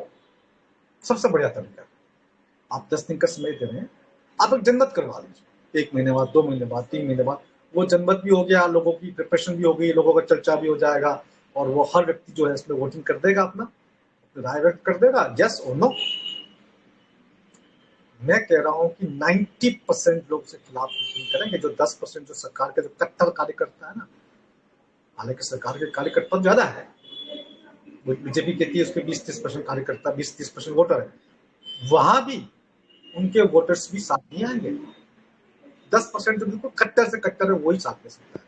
तो इस बात को समझने की आवश्यकता है कि वन नेशन वन इलेक्शन हो सकता है देश से हमेशा हमेशा के लिए इलेक्शन बंद करने का एक षड्यंत्र हो, एक साजिश हो कि भैया हमने एक बार इलेक्शन करवा दिया, वो वहां लिखा हुआ भी है परमानेंट, वर्ड लिखा हुआ परमानेंट, तो उसका तो कोई औचित्य भी नहीं है। तो हो सकता है कि इस प्रकार से करे, या किसी का इलेक्शन 1 साल के भीतर होने वाला है, उसको लंबा खींच के 1 साल का अधिक समय दे देंगे, या किसी का 1 साल के बाद होने वाला है उसको जल्दी कर देंगे। ये तो पूरा का पूरा देश का डेमोक्रेटिक ढांचा जो है ना, वो पूरा पूरा ढांचा ध्वस्त हो जाए। तो मैं तो इसमें हम तो पूरा विरोध करते हैं, हमने सरकार को लिख के ही भेजा है कि हम इसका विरोध करते हैं। ये डेमोक्रेटिक जो हमारा फैब्रिक है, जो डेमोक्रेटिक ढांचा जो बना रखा है, ये ढांचे को नष्ट कर देगा। ये डेमोक्रेसी हटा के टेक्नोक्रेसी लाने का एक षड्यंत्र हो सकता है। हाँ, ये और बिल्कुल सही कह रहा आप। जी, बोलिए, बताइए। और इसके अंदर जो है कंट्रोल पॉइंट्स भी इंपॉर्टेंट है। आज अलग अलग स्टेट के अंदर अपने अपने स्टेट के हाथ में जो अपना कंट्रोल रहता है, वो भी कहीं ना कहीं निकाल के और किसी एक व्यक्ति या एक गुट के हाथ में देने का भी ये काम हो सकता है। फिर वो अपनी मर्जी से चलाएंगे सब। हमारे देश के प्रधानमंत्री जी कई बार कह चुके हैं, संसद में और संसद के बाहर, कि वो न्यू वर्ल्ड ऑर्डर को लाने के लिए काम कर रहे हैं। देश न्यू वर्ल्ड ऑर्डर के साथ काम करने के लिए तैयार है। वो बार बार ये संकेत दे चुके हैं, देश जो है वो न्यू वर्ल्ड ऑर्डर के सारे पे नाचेगा। तो ये जो टेक्नोक्रेसी जो वर्ड आपने यूज किया, ये जो न्यू वर्ल्ड ऑर्डर का जो कंसेप्ट है, जो है जहां पर जो वैश्विक ताकतें हैं, ये पूरी दुनिया को अगर गुलाम बना सकती है, तो टेक्नोक्रेसी के माध्यम से बना सकती है। तो ये टेक्नोक्रेसी और जो तकनीक जो है, तकनीक का जो मिसयूज है, वो किया जाएगा। हम देश की सरकार से रिक्वेस्ट करते हैं, निवेदन करते हैं दोनों बातों के लिए। ईवीएम सही नहीं है। आज उनकी सत्ता है, कल किसी और की सत्ता आ गई, तो जो ये गलत काम, जो गलत फैसले कर जाएंगे, वो आगे आने वाला उसका और अधिक लाभ उठाएगा। जो गलत फैसले कांग्रेस ने किए, उसका लाभ वर्तमान सत्ता ले रही है, उसको और अधिक मजबूत करके। जो गलत फैसले ये सरकार लेगी, वो आने वाला भविष्य देश का और भी खतरनाक खराब हो जाएगा। हम रिक्वेस्ट करते हैं हाथ जोड़ करके कि ईवीएम को बैन किया जाए और बैलेट से चुनाव करवाया जाए, मतपत्र से चुनाव हो। और साथ में जो वन नेशन वन इलेक्शन की जो बात है, ये देश के लिए सही नहीं है, क्योंकि देश में कई इस तरह के चुनाव होते हैं। अभी आपने बताया, लोकसभा है, विधानसभा है, एमसीडी म्यूनिसिपल है, सरपंच है, पंच है, यहाँ पर कई इस तरह के चुनाव होते हैं। और अलग अलग समय पर चुनाव होना भी ठीक है। एक ही समय चुनाव हो गया तो किसी भी कारण से, किसी अंतर्राष्ट्रीय साजिश की वजह से किसी के माहौल के अंदर पक्ष बना दिया, सब वोट वहां चले गए। जनता के पास 5 साल के लिए कोई तरीका ही नहीं होगा। सब स्टेट, राज्य, स्टेट लेवल के और सेंटर के एक साथ सबका सब सुख दशा हो जाएगा। तो जनता कल को किसी भी प्रकार से न तो सेंटर से बच पाएगी, न स्टेट से बच पाएगी। तो बहुत बड़ा हो जाएगा देश के लिए, जनता के सामने। डेमोक्रेसी खत्म हो जाएगी, टेक्नोक्रेसी रहेगी। और डेमोक्रेसी के नाम पर ही जनता को, जो अभी वैसे भी डेमोक्रेसी के नाम पर जनता के पास सिर्फ वोट देने का अधिकार है, उसके अलावा और कोई अधिकार नहीं है। कभी ऐसा और नहीं हुआ ईवीएम के चलते तो मुझे लगता है वो वोट देने का अधिकार का भी कोई सेंस नहीं है। वो भी जब खत्म हो ईवीएम गया, में ही सब, वो भी खत्म हो गया वो कि भी आप खत्म हो वोट गया। दें या ना दें कुछ फर्क नहीं पड़ता, क्योंकि ईवीएम से तो सब काम हो ही जाएगा। जनता को और अधिक देने की, अधिकार देने की बात होनी चाहिए थी ना। है, जनता की भागीदारी होनी चाहिए थी, पार्टिसिपेटरी डेमोक्रेसी होनी चाहिए थी, जहां पर संसद में कोई कानून पारित होने से पहले जनता से राय मशवरा किया था, जनता से जनमत संग्रह के माध्यम से उनसे राय पूछी जाती, तो बात समझ आता। पार्टिसिपेशन तो हुआ नहीं है, और आपने 10 दिन का समय दे दिया दिखाने के लिए पार्टिसिपेशन। ये ऐसे, तो ये पूरा का पूरा एक पाखंड है, ये पाखंड ऐसा जा रहा है। जी, और और दूसरी बात एक, मैं ये भी समझता हूँ कि इतना बड़ा देश है और 80% तो गांवों का देश है, जहाँ पे दूर संचार के माध्यम भी अभी तक इतने अच्छे नहीं हुए हैं कि खबर 10 दिन में तो वहां तक खबर भी नहीं पहुंचेगी कि ऐसी कोई समिति का गठन हुआ है। हाँ, और बाद में कह देंगे कि हमने तो बता दिया था सबको, हमने तो पहले ही बता दिया था, आपने विरोध क्यों नहीं किया। तो ये सिर्फ और सिर्फ किसी चीज को दुष्टता के साथ प्रदर्शन करने का तरीका होता है ना। भाई, किसी इंसान को बोल दो कि भाई आपके पास 4 घंटे का टाइम है, अब बेचारा वो 4 घंटे में वो काम कर नहीं सकता। तो ये चीजें जो है, ये देश की जनता के साथ एक धोखा हो रहा है, और देश की जनता को ये समझना होगा, पार्टी लेवल के हित से ऊपर सोचना होगा। भले हो सकता है कि आप में से कुछ लोग बीजेपी को वोट देने वाले हो, तो हमारे भाई अभी जो देख रहे हैं चर्चा को, कुछ लोग बीजेपी के वोटर भी होंगे, लेकिन हमें बीजेपी, कांग्रेस और किसी और पॉलिटिकल पार्टी के हितों से ऊपर उठकर सोचना है। देश का हित किसमें, भविष्य किसमें, देश का भविष्य सुरक्षित कैसे होगा। आज हम हैं, कल हम नहीं रहेंगे, लेकिन देश तो स्थायी है ना। तो देश का भविष्य, जो भविष्य की जो जनरेशन है, उनको हमें अच्छा देश देके कैसे जाए, ये हमारी सोच होनी चाहिए। तो मुझे लगता है इसके लिए फिर से मैं देश के प्रधानमंत्री जी, राष्ट्रपति जी से आप ये हाथ जोड़ करके रिक्वेस्ट करना चाहूंगा कि वो ईवीएम को बैन करें, और ये जो वन नेशन वन इलेक्शन की जो बात है, इसे बंद करें। जी, धन्यवाद डॉक्टर साहब। और मैं मेरे दर्शकों को बताना चाहूंगा कि हम लोग एक ईमेल कैंपेन भी चला रहे हैं इस पे। जो ये समिति है, उनके जो चेयरमैन है कोविंद साहब, उनको एक ईमेल भेजा जा रहा है, और ईमेल ज्यादा से ज्यादा भेजे जाएं, इनमें बहुत ताकत होती है, प्रेशर बनता है। तो आप ज्यादा से ज्यादा संख्या में पार्टिसिपेट करें। लिंक है, लिंक पे क्लिक करके आप ईमेल भेज सकते हैं। सब डिटेल है उस कैंपेन में, ईमेल आईडी है, आपको कैसे मेल भेजना है, ईमेल का कंटेंट, अपना नाम नंबर लिखना बहुत जरूरी है, क्योंकि एनोनिमस भेजेंगे बिना किसी नाम के तो उसका कुछ सेंस नहीं है। तो आप उसको प्रॉपर भेजिए ईमेल कैंपेन को। मैंने ग्रुप में भी डाला है। एक बार जी डिपो के अंदर आप बोल के बता दीजिए उसका क्या ईमेल आईडी कौन सा, अगर आप बोल सके ना। हाँ, मैं ग्रुप में डाल डाल दूंगा डॉक्टर साहब, मैंने डाला भी है सुबह। और अच्छा, ठीक। मैं मैं ये विंडो नीचे करके मैं देखता हूँ कि हाँ, क्योंकि एक बार हाँ जब साथ में हो जाएगा ना, तो लोगों को जी पता जी चल जी, जाएगा। हाँ। अगर हो तो तो आप। हाँ, मैं वो मैसेज मेरा जो है सुबह वाला मैं सर्च कर रहा हूँ। है ना। आ, चलिए कोई कोई, बात नहीं। हाँ, ठीक, वो मैं डाल डाल दूंगा, उसमें पूरी जानकारी है को। जी इतना कोई मुश्किल नहीं है, पूरा ठीक है। कंटेंट के साथ है वो। तो अब तकरीबन 1 घंटा होने आया है डॉक्टर साहब, तो अब मैं कुछ समय के लिए मैं दर्शकों के कुछ प्रश्न लेना चाहूंगा, अगर किसी को कुछ बिल्कुल बिल्कुल, पूछना है। आप बिल्कुल जरूर लीजिए आप, है ना। तो आप अपना, जिनको भी कुछ बोलना है या अपने विचार व्यक्त करने हैं, अपना हाथ खड़ा कीजिए, तो मैं आपको अनम्यूट करके और फिर हम लोग बात कर पाएंगे।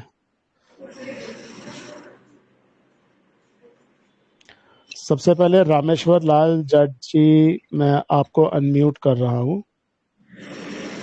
रामेश्वर लाल जी, आप अपनी बात रख सकते हैं।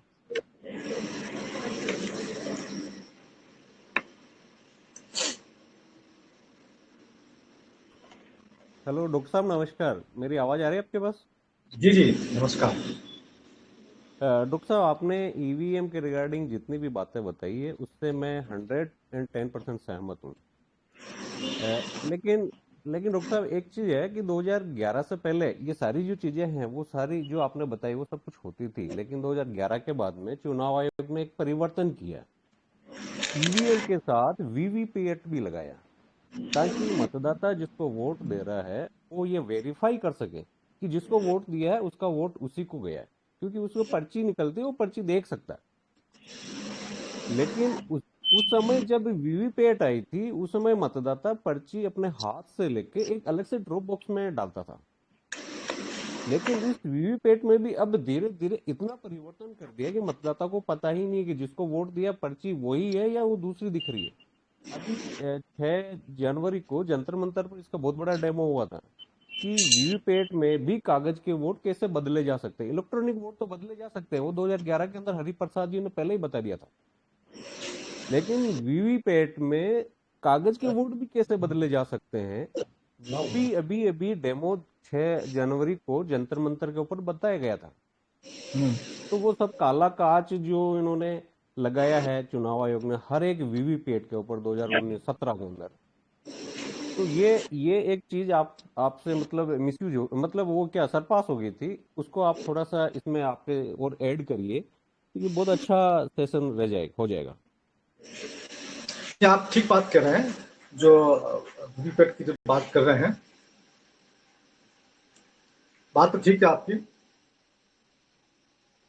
लेकिन इसमें देखो, आप कोई भी सिस्टम लागू करिए, जो इलेक्ट्रॉनिक वोटिंग मशीन का जो सिस्टम है, तो आप उसमें कोई भी तरीका बता दीजिए मतदाता को। ये इलेक्ट्रॉनिक सिस्टम है, यहाँ पर किसी भी प्रकार का मैनिपुलेशन हो सकता है। आप आप किसी भी प्रकार का मैनिपुलेशन कर सकते हैं। यहाँ पर कैसे कर सकते हैं? देखिए, सॉफ्टवेयर में फिर बताना चाहूंगा, कुछ भी प्रोग्रामिंग किया जा सकता है, एनीथिंग। जैसे कि डॉक्टर सिद्धार्थ के नाम पर बटन है, डॉक्टर सिद्धार्थ के नाम की पर्ची निकल जाएगी और आपके हाथ में डॉक्टर सिद्धार्थ की पर्ची आ जाएगी, लेकिन वोट जो है किसी और के नाम पर चला जाएगा। इस बात को समझने की आवश्यकता है, इसलिए मैं वीवीपैट की बात नहीं करता हूं, क्योंकि यहाँ पर ये जो सॉफ्टवेयर का सिस्टम है, इसमें आप जैसा सॉफ्टवेयर बनाए वैसा बना सकते हैं। मैं ऐसा भी बना सकता हूं कि डॉक्टर सिद्धार्थ को आप एक बटन दबाओगे वो दिखेंगे कि 2 वोट गिरे। तो ये वीवीपैट का कोई अर्थ नहीं है। जहां सॉफ्टवेयर की प्रोग्रामिंग होती है, वहां इस चीज का कोई मतलब नहीं है, नंबर एक। नंबर दो, ये जो तथाकथित वीवीपैट की बात करते हैं, वो भी 100% नहीं होता है, उसकी भी प्रॉपर काउंटिंग नहीं होती है। तो ये अल्टीमेटली तो आपको सिर्फ दिखाया जा रहा है, पर ये पर्ची आपको दे भी देना, पर्ची आपको दे भी दे, तब भी कोई विश्वास नहीं किया जाता। ये इसी प्रकार की सॉफ्टवेयर की प्रोग्रामिंग होती है, इसलिए इस पर विश्वास नहीं कर सकते। जी लेकिन डॉक्टर साहब, आपको जानकारी होगी कि जब भी मतगणना होती है तो रैंडमली 5 ईवीएम और वीवीपैट के वोटों की मिलान किया जाता है। जब जब अगर अगर चुनाव आयोग ये कह दें कि हम वीवीपैट के और ईवीएम के हर एक मतलब ईवीएम और ईवीपैट के वोटों की गिनती करेंगे, तो फिर तो संतुष्ट हो जाएंगे ना सारे मतदाता। मैं आपसे एक बात कहना चाहता हूँ। मैं अपनी संतुष्टि के लिए और देश के मतदाता की संतुष्टि के लिए एक प्रपोजल रखता हूँ आपके सामने। आप इसको इलेक्शन कमीशन तक पहुंचाएं, ठीक है। एक लोकसभा कॉन्स्टिट्यूंसी को ले लें, किसी भी एक लोकसभा कॉन्स्टिट्यूंसी को, कोई भी एक लोकसभा कॉन्स्टिट्यूंसी जहां पर इलेक्शन कमीशन लगता है तो 100% सही हो, उसकी तमाम ईवीएम मशीनें जनता के सामने निकली जाए और तमाम ईवीएम मशीन की वोटिंग बता दी जाए कि इस ईवीएम मशीन से इस उम्मीदवार को इतने वोट मिले हैं और इसमें टोटल वोट कितने आए। इस ईवीएम मशीन से 900 वोट गिरे हैं और इतने वोट गिरे हैं। Vote EVM 1, EVM 2, EVM 3, EVM 4, जितनी भी वोट ईवीएम मशीन है उस लोकसभा की, एक लोकसभा की बात कर रहा हूँ, वो सारी की सारी वोटिंग मशीन ले लें और उसकी काउंटिंग प्रत्याशी वाइज बता दें कि इस प्रत्याशी को इस मशीन से इतने वोट। उसके बाद उस वोटिंग मशीन को बंद कर दिया जाए, जैसे कि चुनाव आयोग बंद करता है उसको सिस्टमेटिक तरीके से, और अगले दिन फिर खोली जाए और फिर खोल करके फिर काउंटिंग की जाए उसी वोटिंग मशीन से कितने वोट कितने को मिले कितने, और सिर्फ 3 बार किया जाए, 3 दिन, फिर बंद करके फिर किया जाए। मैं आपको दावे के साथ कहता हूं, सिर्फ इतना सा एक्सपेरिमेंट इलेक्शन कमीशन करके दिखा दें, हर वोटिंग मशीन में कुछ न कुछ फेर बदल मिलेगा। ये इलेक्ट्रॉनिक सिस्टम, यहाँ पर फेरबदल वैसे भी होता है, रजिस्ट्रेशन मिस रजिस्ट्रेशन, रजिस्ट्रेशन होने वाला मिट भी जाता है, क्योंकि यहाँ पर सिर्फ एक इलेक्ट्रिकल सिग्नल तो होता है उस चिप के अंदर, एक डॉट टू डॉट, बिल्कुल एक नैनो डॉट ही तो होता है। वो डॉट कब किस आधार पर जाता है, क्या होता है, कहा नहीं जा सकता। इसलिए इस चीज पे आप विश्वास नहीं कर सकते।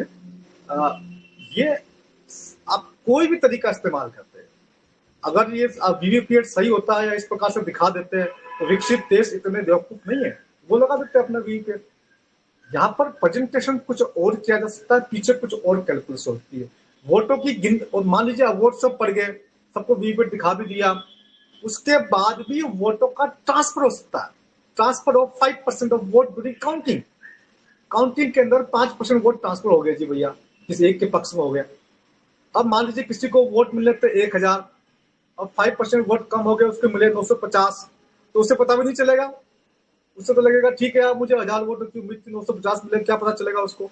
नहीं तो नहीं डॉक्टर साहब, आप बिल्कुल सही कह रहे हैं, इलेक्ट्रॉनिक वोट ट्रांसफर हो सकता है, इसमें इसमें कोई शंका की बात है ही नहीं, ये तो 100% प्रूवन है कि जी इलेक्ट्रॉनिक वोट बदल सकते हैं। लेकिन कल अगर चुनाव आयोग आ जाए और ये बोले ठीक है हम ईवीएम के वोटों की गिनती नहीं करेंगे और आज के बाद हम वीवीपैट की कागज की पर्चियों की गिनती करना शुरू कर देते हैं, कागज की पर्चियां जो एक बार छप गई है वो तो नहीं बदल सकती ना, वो तो किसी सिग्नल से या किसी चिप से या किसी माइक्रो मतलब रेडियो वेव सिग्नल से वो तो नहीं बदला जा सकता ना, तो उसकी पर्चियां शुरू करना मतलब गिनना शुरू कर देंगे, ईवीएम के वोट को साइड में रख देंगे, तो फिर क्या होगा? तो जो आप कह रहे हैं वो एक प्रकार का बैलेट पेपर ही हो गया। हाँ, फिर वो तो एक बात प्रकार से होगी, बैलेट पेपर ही है। तो फिर का आपका इलेक्ट्रॉनिक वोटिंग मशीन की जरूरत ही नहीं पड़ी। फिर तो आप वो उसका हर बंदे का बहुत बात एक ही होगी ना, फिर तो आपको नहीं नहीं पूरे नहीं नहीं, लोकसभा। बात डॉक्टर साहब आप समझे नहीं, बात एक नहीं हुई, एक्चुअल में चुनाव आयोग को तो वोट चोरी करना है, तो वो ईवीएम और वीवीपैट तो रखना चाह रहा है, क्योंकि वीवीपैट रखे और ईवीएम रखे बिना वोट चोरी कर नहीं सकता, वो तो अगर बैलेट पेपर आएगा तो चोरी कैसे इलेक्शन करेगा? कमीशन, इलेक्शन कमीशन सारी की सारी पर्चियों का अगर काउंटिंग करता, देश के हर लोकसभा की पर्ची को इकट्ठा करता है और फिर उसकी काउंटिंग करता है, तो यहां भी तो वही बात होगी जो एक बैलेट के साथ में हो रही है। बात को समझिए आप। बल्कि यहाँ तो और भी उस पर्ची में, पर्ची की बाद में वहां गड़बड़ हो सकती है, नई पर्ची भी आ सकती है उसकी जगह, तो वो तो बनेगा नहीं जब तक ये सिस्टम काम नहीं कर पाता, क्योंकि सिस्टम काम सिर्फ उस बैलेट से कर सकता है जहां पर देखो, सिस्टमेटिक होता है। नहीं नहीं डॉक्टर साहब, मेरी बात आप समझे नहीं, आप कह रहे हैं कि वो एज ए बैलेट हो गया, वो मैं उसकी बात मान रहा हूँ, लेकिन हम बोल रहे हैं चुनाव आयोग को आप ईवीएम और वीवीपैट को हटाओ और बैलेट से करो, तो उसका वो अगला तर्क क्या रहेगा कि ठीक है आपको लगता है ना इलेक्ट्रॉनिक वोटिंग चेंज हो जाते हैं, तो हाँ ठीक हो जाता है, तो वीवीपैट की पर्चियां गिनना शुरू कर देते हैं, वो तो कागज की वोट है ना, वो तो बदले नहीं जा सकते हैं, तो लेकिन उसको वो फिर भी बदले। उसको आप आप सुनिए, जो आपके जो वीवीपैट की जो काउंटिंग होती है और जो एक्चुअल काउंटिंग होती है उसमें डिफरेंस आता है ना। आप वही काउंटिंग हम ईवीएम से करेंगे और वही काउंटिंग जब वीवीपैट से करेंगे, जो वोटिंग है किसको कितना वोट मिले, उसमें डिफरेंस आ जाता है। नहीं, डिफरेंस तो आएगा, लेकिन वो काला जो कांच जो है ना, उसमें उससे पहले डिफरेंस आए पहले ही वो चोरी कर लेगा ना। मैं तो आपको ये कहना चाह रहा हूँ, अगर वो इस स्टैंड के ऊपर भी आ जाए कि वीवीपैट के पर्चे गलत हैं, हमने कई सारे क्योंकि पॉइंट्स हमारे बताए चार्ट हैं आपको। परिवर्तन करवा लिया उन्होंने। देखिए हमने कई, रामेश्वर जी, सारी बात इतनी है, जब सिस्टम करप्ट हो और उसको करप्शन करना ही है तो वो अपने रास्ते निकाल लेगा, वो बैलेट पेपर से भी निकाल लेगा। क्योंकि नहीं, वो बात हम भी और आप सही है आम आपकी। जनता हैं, आम जनता हैं, बंद कमरों के पीछे क्या काउंटिंग होती है, वो कितनी सही है कितनी गलत है, ये हमें और आपको नहीं पता। नहीं, ये बात आपकी सही है, लेकिन कहीं न कहीं तो हमें विश्वास करना ही पड़ेगा ना। बैलेट के ऊपर भी तो बहुत सारे क्वेश्चन आते हैं, बहुत सारी उंगलियां उठती है, तभी तो ईवीएम और वीवीपैट आई है। जी। कोई अभी चीज ईवीएम पे इसलिए उससे भी बड़ा माहौल माहौल बनाया जाता है। माहौल को समझिए, माहौल बनाया जाता है कि वो आ गया, वो आ गया, वो आ गया। मैं नाम नहीं ले रहा हूँ, है ना। माहौल बनाया जाता है कि भैया देश के अंदर जो है बैलेट पेपर से वोटिंग नहीं होनी चाहिए, मशीनें आ गई है, मशीनें अच्छी वोटिंग करेगी। अच्छा, ये एक माहौल का फर्क होता है, जो कहीं कहीं कुछ जगह पर, जहाँ पर बूथ कैप्चरिंग होती थी कहीं कहीं कुछ जगह पर, तो वहां पर आपको पुलिस फोर्स बढ़ानी चाहिए, वहां पर आपको आर्मी फोर्स लगानी चाहिए, है ना। वहां आपको जो अर्धसैनिक बल लगाने चाहिए, तो उससे वो चीजें कंट्रोल हो जाती है। लेकिन आपको तो उस पर्टिकुलर जगह से शिफ्ट होना था। अभी आपके सामने बताया जा रहा है कि डीजल की गाड़ी और पेट्रोल की गाड़ी बहुत प्रदूषण करती है, उसकी वजह से हम इलेक्ट्रॉनिक व्हीकल लेके आ रहे हैं। लेकिन इलेक्ट्रॉनिक व्हीकल्स तो उससे ज्यादा प्रदूषण करता है, वो जो प्रदूषण आपको दिखता नहीं है रोड पे। तो ये बहुत सी बातें हैं, ये आपके सिर्फ एक देश में, दुनिया में किसी चीज को हटाना हो तो उसकी बुराई बहुत ज्यादा दम के बता के की जाती है, दबा करके, और अगले चीज का इतना प्रचार कर देते हैं कि आपको लगता है वही सब कुछ सही है। लेकिन ये तरीका सही नहीं है, इसलिए हम देश की जनता से कहना चाहेंगे कि वो इस बात को समझे। डॉक्टर साहब, मैं आपकी ये बात से 100% सहमत हूँ। इलेक्ट्रॉनिक वोटिंग मशीन में चोरी हो सकती है, ये 2011 में प्रूव हो चुका है। हरि प्रसाद जी ने सबके सामने आके ये बता चुके हैं कि ये इलेक्ट्रॉनिक वोटिंग मशीन आपके चुनाव आयोग की है, और ये मैं चोरी नहीं कर सकता। तभी तो ये वीवीपैट आई है। मैं कह रहा हूँ कि अब वीवीपैट आने के बाद में भी चोरी हो सकती है। वो जो जंतर मंतर पर वीडियो बताया, मैं उसका जिक्र करना चाह रहा हूँ कि वीवीपैट आने के बाद में किस प्रकार से चोरी हो सकती है। देखो, मैं आपसे फिर बता रहा हूँ कि वीवीपैट का कोई अर्थ नहीं है। मैं आपसे फिर कह रहा हूँ कि वोट मैं आपको दिखा सकता हूँ कि सिद्धार्थ शुक्ला जी को पड़ा, लेकिन वो वोट जब काउंटिंग में किसी और के पास जाएगा तो ये उसका कोई मतलब नहीं है। जी, आप किसी और, नेक्स्ट किसी और को ले लीजिए। जी, बात तो वो है कि भरोसा करना पड़ता है। अब वो चलिए ठीक है, तो अगला प्रश्न अगर किसी का हो तो प्लीज मैं चाहूंगा कि आप हाथ खड़ा करें ताकि मैं आपको अनम्यूट कर सकूं। सुनील शिंदे जी, और प्लीज मैं आप सबसे प्रार्थना करूंगा कि वार्ता को थोड़ा छोटा रखें, क्योंकि हम लोग ऑलरेडी हो चुका है। सुनील शिंदे जी, आप अपनी बात रख सकते हैं। हेलो। हेलो। हाँ जी, हाँ जी, आवाज आ रही है। हाँ, नमस्ते जी, मैं सुनील शिंदे बात कर रहा हूँ। नमस्ते आपको दोनों को भी। नमस्ते, नमस्ते। हाँ सर जी, महाराष्ट्र से बात कर नमस्ते। रहा हूँ, ठाणे से। कैसे है सुनील जी? सर मजे में एकदम मस्त। आपको दोनों की तबीयत बोली कैसी है? ठीक है, हाँ हाँ, बताइए। तो ठीक है। हाँ हाँ हाँ, सुनिए। एक्चुअली क्या है कि आप आपके दोनों से बात करने से ही समझ में आता है आपकी तबीयत बहुत अच्छी है करके। मतलब कैसे कि आप, तो मुझे क्या कहना है सर कि मेरा ये कहना है कि लास्ट टाइम भी सर सुनील अरोड़ा जी इसके ये थे, मतलब अध्यक्ष थे आई थिंक अपने इलेक्शन कमीशन के। तो उस वक्त भी इसके बारे में बहुत से कंप्लेंट्स गई हुई है, ईवीएम ईवीएम मशीन के बारे में बहुत से एक्सपेरिमेंट हो चुके हैं। और अभी जो आपने वो जो बात की कही 2019 से मैं आपके जो मूवमेंट है उस पर ध्यान दिए हुए हूँ। मेरे ख्याल से और भी केजरीवाल साहब भी थे उसमें। मतलब उन्होंने भी अलग से कुछ एक्सपेरिमेंट किए थे। और हमारे कुछ लॉयर्स हैं, उनका भी मैंने पीस सुना था इसके बारे में कि इसके बारे में गड़बड़ी होती है। और 101% हम देखिए, इसके ऊपर हम कितना भी डिस्कस करें, इसमें इसमें आप कोई भी मार्ग निकाले, इसमें 100 से ज्यादा गलत मार्ग है। आप एक मार्ग निकालोगे क्या नहीं ये अच्छा है, चलो ये मार्ग निकालेंगे, उसमें 99 मार्क्स अलग है। तो कोई भी अगर बोले कि यार ये मार्ग निकालो, ये है, ये सॉल्यूशन निकालो, सॉल्यूशन एक निकलेगा, लेकिन उसमें दूसरे जो मार्ग है वो मतलब जो करप्शन के मतलब ईवीएम हैक हो सकता है या फिर कुछ भी। क्योंकि देखिए मेरे मन में ये सवाल आता था सर कि जब इलेक्शन होता है, इलेक्शन होने के बाद ये जो इलेक्शन कमीशन हो या फिर कोई भी है पार्टियां हो, ये मतलब जो हमारा जो वोटिंग का मशीन का जो गिनती है, काउंटिंग है, इसके लिए ये 15 से 20 दिन इतना दिन क्यों लेते हैं? तो मैं ये सवाल हमारा जो ग्रुप है उसमें मैं जस्ट बातचीत कर रहा था, हमारे दोस्त है उनमें उनमें बातचीत कर रहा था, उसमें 2 दोस्त उन्होंने ये कहा कि इनको ये सेटलमेंट करने के लिए टाइम, जैसे हमारे टाइम चाहिए, मतलब जैसे कि रात को ये ट्रक खड़े करते हैं सामने, और अभी सर ने बोला कि 40 और 20 लाख का डिफरेंस आता है। तो सर ये बात है, मतलब कोई भी मार्ग नहीं है सर, इसमें कुछ भी सॉल्यूशन नहीं है, हमें बैलेट पेपर ही लाना है बस, इसमें कुछ बात करके फायदा ही नहीं है सर। संजय जी बहुत सही बात आपने कही। जो बात मैं अभी हाँ मैंने अभी आपके सामने जो पॉइंट्स लिस्ट किए कहाँ कहाँ गड़बड़ी हो सकती है, वो 100 से अधिक हाँ पॉइंट है।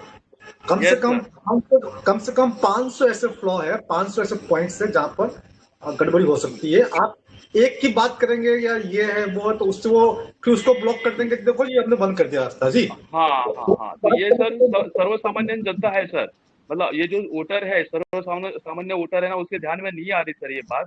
तो इसके लिए हमें सर कुछ अलग अलग कुछ, मतलब जो अभी हम मीटिंग्स कर रहे हैं, ऐसे ही कुछ मीटिंग ज्यादा से ज्यादा करके लोगों को ऐड करके ये समझाना पड़ेगा। बिल्कुल बिल्कुल लोगों से बात करनी पड़ेगी और देश की अधिकांश जनसंख्या चाहती है कि बैलेट से वोटिंग हो। और हमें ये अगर हम एक एक पॉइंट्स की पर स्टिक कर जाएंगे खुद को, तो सरकार बोलेगी जी ये लो ये पॉइंट हमने बंद कर दिया जी, लेकिन उससे बात नहीं यस बनेगी। कम से कम 500 पॉइंट ऐसे हैं, 500 ऐसे इसमें छेद है जहां से कुछ भी चोरी हो सकता है, जहां से कुछ भी यस बदला सर, है। यस तो सर, हमें यस इसको सर। बिल्कुल स्पष्ट बात करनी है। हमने 100 से अधिक पॉइंट्स तो गिनवा दिए हैं बैठे बैठे, तो आप समझ हाँ हाँ सकते हाँ हैं हाँ। ये यहाँ से हटना ही एकमात्र समाधान है। ये लगा लो वो हाँ लगा लो, ये ऐड कर दो वो ऐड कर दो, अल्टीमेटली आप ईवीएम के पीछे पड़े हुए हैं ना। यस आप सर, यस सर। ultimately ये कह दो जी ईवीएम, अब इसके वीवीपैट लगा दो जी, अब इसकी काउंटिंग कर दो जी, अब वो दिखा दो जी। अब ये सब तो आगे से आगे आपके नाटक है उस ये चीज को दबाने के। घुमा फिरा के दबाने का बात है सर, यस सर। हाँ तो ठीक है, आप बिल्कुल सही कह रहे हैं, हम आपकी बात से सहमत हैं। नेक्स्ट यस कुछ कॉलर और ले लीजिए दाग जी। जी अगले कॉलर अगले दर्शक मिस्टर बिल मैं अनम्यूट कर रहा हूँ। बर्नी जी आप अपनी बात रख सकते हैं।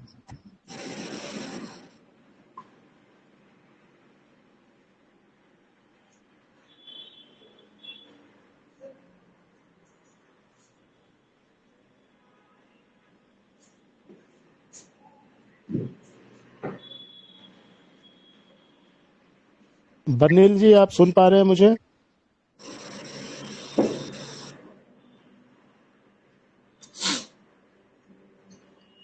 हाँ, नमस्ते कुठारी जी, नमस्ते। मैं छोटी नमस्ते सी 2 बात रखना चाहता हूँ। जी। तो पहले ईवीएम के बारे में जितनी चर्चा हुई है यहाँ, ये बात तो समझ में आता है बहुत साफ हो गया है। लेकिन मैं अभी जो डेवलप हो रहा है दिल्ली में, जो हमारे एडवोकेट भानु प्रताप सिंह और कोई वकील के द्वारा जो भी मुहिम अभी शुरू की गई है, इसमें डॉक्टर कुठारी जी आपका क्या भूमिका रहेगी, ये जानना चाहता हूँ। और ये जो आपने पिछले 2 सालों में बहुत बहुत अच्छा काम किया है जन जागरण के बारे में, तो अभी ये जागरण आप दिल्ली से देश के अलग अलग हिस्सों में लाने के लिए क्या आपका कोई योजना है? मैं तो असम से आपको न्योता देना चाहता हूँ, आप यहाँ भी पधारिए और यहाँ के लोग यहाँ में उस जागरण का एक नया ये शुरू करिए। मैं आपको न्योता देता हूँ। तो आप इन 2 बातों पर आप क्या बोलेंगे? मैं बस आपसे जानना चाहता हूँ। बहुत अच्छी बात है बानिल जी, आपने हमें न्योता दिया है, निश्चित तौर से हम असम आएंगे।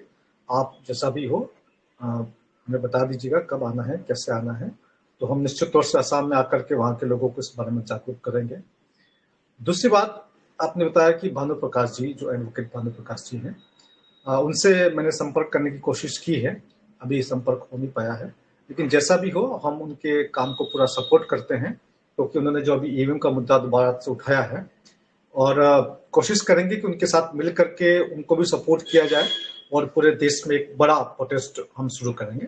जी, हम इससे सहमत हैं आपकी बात से, उनसे हम बात करेंगे, बात करके इस मुद्दे पर एक बड़ा प्रोटेस्ट पूरा राष्ट्रव्यापी, देशव्यापी, पूरे देश की जनता जागरूक हो, और संभव हुआ तो हम जगह जगह जाकर के लोगों को जगाएं। जी बहुत बहुत जी, क्योंकि मैं इसलिए ये बात कर रख रहा हूँ क्योंकि अगर इस ईवीएम के खिलाफ जो मुहिम अभी शुरू हो गई है, इसमें आपका सहयोग रहेगा, भूमिका रहेगा, तो ये और ज्यादा ताकत पकड़ेगी। तो आप बिल्कुल बात हाँ। हम उनको पूरा सपोर्ट करेंगे और सपोर्ट हाँ। उनसे सपोर्ट करेंगे, और उनका जैसा भी होगा पूरे देश में इस प्रोटेस्ट को, इस आंदोलन को उठाने की कोशिश करेंगे। जी, बहुत बहुत धन्यवाद। और एक बात, तो आपका नंबर थोड़ा अगर क्या शेयर कर सकते हैं? ठीक है, मैं पर्सनली आपको भेज दूंगा। ठीक है पत्नी जी, धन्यवाद आपकी बात के लिए।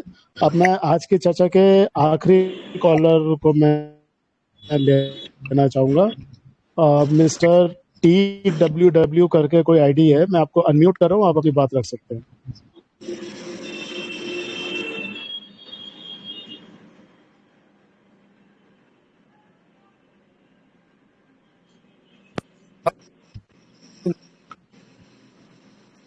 हेलो, आपका नाम बताइए सर पहले, और आपका वॉइस थोड़ा फेड हो रहा है, आप नेटवर्क में आके बात करिए। जी हाँ। मैं डॉक्टर खोटारी को बहुत थैंक यू बोलता हूँ। Very good points, and you are a doctor, you know. Just imagine if a software specialist would have spoken, 1,000 more points would have come out. Thank you very much, doctor. And doctor, you know, you made a point where you said that 19 lakh EVM machines have been lost, which was a very important. If 19 lakh machines have been lost, how many lakhs and lakhs of machines are there actually in this thing? Who can keep track of all these machines? You know, why is it so? It has become a very complicated process. And you mentioned that, you know, foreign people are the foreign countries also are getting involved in it through the chips and all. I mean, why do we make it such a complicated thing where there is a small possibility, big possibility? We are small. We don't know all these things. It requires a lot of technology expertise. Why do we give them a chance, you know, of some foreign interference and all in this? So the simple thing is just have simple ballot paper. You know, it may be a little costly, it may be a little time consuming, but ये जो है सभी जन को समझता है.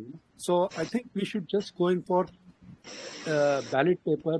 जो we should not have so much of technocracy in our democracy, as Shukla ji had mentioned. You know, we cannot. I mean, people are not able to understand this. So I think we should just go in for ballot paper, and we should fight for it. If our if our voting has to have some meaning, and that is the only place where the common man comes in, we should have our votes properly understandable. Thank you, sir. बहुत अच्छी बात बताई है आपने। If our voting has to have some meaning, यदि हमारे vote का कोई अर्थ है, कोई बात है, तो निश्चित तौर से हमें बैलेट पे जाना चाहिए। बहुत सारी बातें हम बताइए, तो इतना कॉम्प्लिकेशन है, इसमें फॉरेन कंट्री इन्वॉल्व है, फिर मशीनें बनती है, मशीनें को स्टोर रखना पड़ता है, एक इलेक्शन होने के बाद अगले इलेक्शन तक दोबारा से उसको आपस में रिफ्रेश करना होता है। हर बार नया वोटिंग वही मशीन काम आती है हर बार, लेकिन इलेक्शन नया होता है तो उसका रजिस्ट्रेशन करना पड़ता है, उसकी सूचनाओं को मिटाना पड़ता है, पुरानी सूचनाओं को मिटा करके नई सूचनाओं की एंट्री करनी पड़ती है। तो ये एक बहुत कॉम्प्लेक्स प्रोसीजर है, और ये किसी भी कीमत पर सही नहीं है, और ये टाइम टेकिंग भी ज़्यादा है, और ये कॉस्टली भी ज़्यादा है, क्योंकि आप मान लीजिए 6 महीने बाद चुनाव और 6 महीने ईवीएम मशीन आप संभाल कर रखेंगे, फिर लोकसभा के चुनाव 5 साल बाद होते तो फिर आप ईवीएम मशीन इतनी सारी संभाल कर रखेंगे, 5 साल बाद करेंगे। ये बहुत कॉस्टली है, और हमारे देश गरीब देश के लिए ज़्यादा कॉस्टली पड़ता है, तो मैं इसकी आवश्यकता नहीं है। आपने बिल्कुल सही बात समराइज कर दिया। तो मैं समझता हूँ कि आज पर्याप्त डिस्कशन हुआ है, और इस डिस्कशन को जितने भी लोग अधिक से अधिक सुन पाए, जहां तक पहुंचा पाए, जितने भी लोग देख रहे हैं उनसे हम हाथ जोड़ के रिक्वेस्ट करेंगे कि अधिक से अधिक लोगों को संदेश पहुंचाएं, ताकि अधिक से अधिक जी लोग ज्यादा जी हाँ जी. Common man should know, you know, what is this, what is all this nonsense going on. Thank you very much, doctor. Thank you so much. तो डॉक्टर साहब, एक हमारी एक आखिरी दर्शक है ईरा गोयल जी ने बहुत देर से हाथ खड़ा किया हुआ है, तो मैं आपसे प्रार्थना करूंगा कि एक बार इनकी भी बात सुन लीजिए. तो ईरा गोयल जी, आप अपनी बात रख सकती हैं संक्षिप्त में, उसके बाद हम चर्चा का समापन करेंगे. Thank you sir. नमस्कार दोनों को और सबको भी नमस्कार. सर मैं पंजाब से हूँ, तो मेरी 2 क्वेश्चंस थे. एक तरफ तो बलहारा सर जो है वो बोल रहे हैं कि हम अपने इलेक्शंस अलग से लड़ेंगे और उसके लिए कैंडिडेट्स को ढूंढ रहे हैं. और दूसरी बात ये है कि मैं पंजाब से हूँ, तो पंजाब में जो है वो बिहार के लोग बहुत ज़्यादा एंटर हो रहे हैं धीरे धीरे, और सुनने में आया कि इन फ्यूचर बिहार के लोग इलेक्शन लड़ सकते हैं. तो अगर वन वर्ल्ड वन गवर्नमेंट आ रही है, तो ये पॉसिबल है कि ऐसा होगा? और मेरा इरादा ये है कि मैं अगर इलेक्शन में खड़ा होना चाहूँ, तो क्या मैं मतलब ये पॉसिबिलिटी है पंजाब को बचाने के लिए और बिहार के लोगों को मतलब से पंजाब को बचाने के लिए? मेरा जो हमारा अंदाजा है कि अगर बिहार के लोग पंजाब में इलेक्शन लड़ते हैं, तो धीरे धीरे पंजाब को बिहार बनने में टाइम नहीं लगेगा. दीदी आपको नमस्कार. आज का जो टॉपिक है बेसिकली हमारा इलेक्ट्रॉनिक वोटिंग मशीन है. इलेक्ट्रॉनिक वोटिंग मशीन पे यूज करना है नहीं यूज करना है, इसके बारे में आज की चर्चा है. तो आज के इस पॉइंट से संबंधित कोई चर्चा हो तो हम बात कर सकते हैं. आपका जो पॉइंट है वो थोड़ा सा टॉपिक से हटके है, उस मुद्दे पर हम फिर कभी बात करेंगे, तब इस पर बात करेंगे. जी डॉक्टर सिद्धार्थ. धन्यवाद ईरा जी. तो डॉक्टर साहब बहुत बहुत धन्यवाद. थैंक यू सो मच आपके समय के लिए, आपकी एनर्जी के लिए, और हम ये प्रार्थना करते हैं कि आप हमेशा स्वस्थ रहें, मस्त रहें, और हम लोग आपसे ऐसी प्रेरणा लेते रहें. बहुत बहुत धन्यवाद आपका. थैंक यू सबको. इसके साथ मैं आखिर में अपने दर्शकों से फिर एक बार कहना चाहूंगा कि हमारा जो ईमेल कैंपेन है वन नेशन वन इलेक्शन पे, जो कमेटी को जा रहा है, जो हमारे पूर्व राष्ट्रपति जी की चेयरमैनशिप के अंडर है, उस ईमेल कैंपेन में बढ़ चढ़ के हिस्सा ले. लिंक के थ्रू करिए, अगर लिंक से नहीं हो पा रहा है तो कॉपी पेस्ट करके करिए. मैंने सारी डिटेल आपको चैट में डाल दी है इसी ग्रुप में. आप कृपया उसको पढ़ें और अपने जो अपने मित्र हैं उनको भी इसमें कैंपेन में भागीदार बनाइए. धन्यवाद. ठीक है डॉक्टर साहब, बहुत बहुत धन्यवाद. और इसी के साथ हम आज की चर्चा को यही समाप्त करते हैं. धन्यवाद. वंदे मातरम. वंदे मातरम.